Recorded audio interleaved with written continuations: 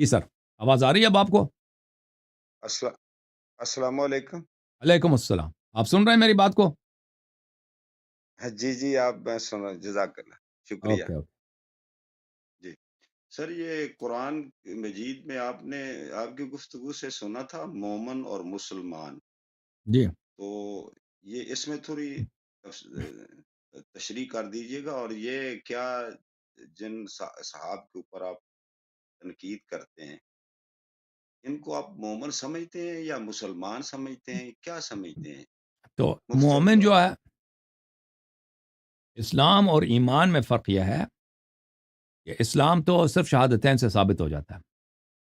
آپ شہادتین پڑھیں اور لا الہ الا اللہ محمد رسول اللہ صلی اللہ علیہ وآلہ وسلم، اور دل میں اگر آپ کافر بھی ہیں نا، پھر بھی آپ صلی ظاہر میں اللہ مسلمان ہیں۔ ہاں، دل میں اگر کوئی اس کو مانتا بھی نہیں ہے نا، وہ زبان سے اگر کہہ دیا تو وہ مسلمان ہے، اس سے اسلام ثابت ہو جاتا ہے۔ لیکن باطن اللہ جانتا ہے، اگر کوئی شخص جھوٹ کہہ رہا ہے، جھوٹ سے شہادتین دے رہا ہے کسی دنیائی مفاد کے لیے، تو اس کو اللہ تعالیٰ جانتا ہے، اللہ تعالیٰ اس کا حساب لے گا۔ اور یہ اسلام ہے، اور اس کے لیے اگر کوئی نماز بھی نہیں پڑھتا پھر بھی مسلمان ہے، کوئی شراب پیتا ہے پھر بھی مسلمان ہے، کوئی قرآن کی پہ ایمان نہیں رکھتا، اسے جھوٹ کہہ رہا ہے کہ میں قرآن کو مانتا ہوں، پھر بھی مسلمان ہے۔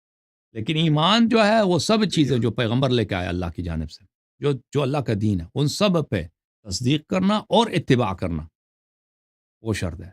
تصدیق بھی کیا جائے اور عمل میں اس پہ عمل بھی کرے۔ اہل بیت علیہ السلام کے آثار اور احادیث میں یہی ہے کہ انسان عمل نہ کرنے سے بھی ایمان سے ساقط ہو جاتا ہے۔ کوئی گناہ کبیرہ کرتا ہے، ایمان سے خارج ہو جاتا ہے۔ تو ایمان کیا ہے؟ ایمان کا دائرہ بڑا تنگ ہے کہ ہر وہ چیز جو پیغمبر صلی اللہ علیہ وسلم لے کے آئے ہیں اس کی تصدیق اور اس پہ ایمان رکھنا اور اتباع کرنا، کاملاً اتباع کرنا۔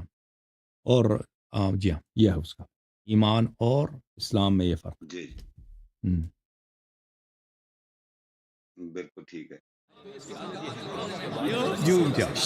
جھوم جاؤ، پرواز کرو، کیوں فخر سے سر اٹھا، کیونکہ اللہ تعالیٰ نے تمہیں انتخاب کیا، صراط حق پر صرف تم ہی، صراط ایمان پر صرف کیا، کیونکہ اللہ تعالیٰ نے تمہیں انتخاب کیا، صراط حق پر صرف تم ہی، صراط ایمان پر صرف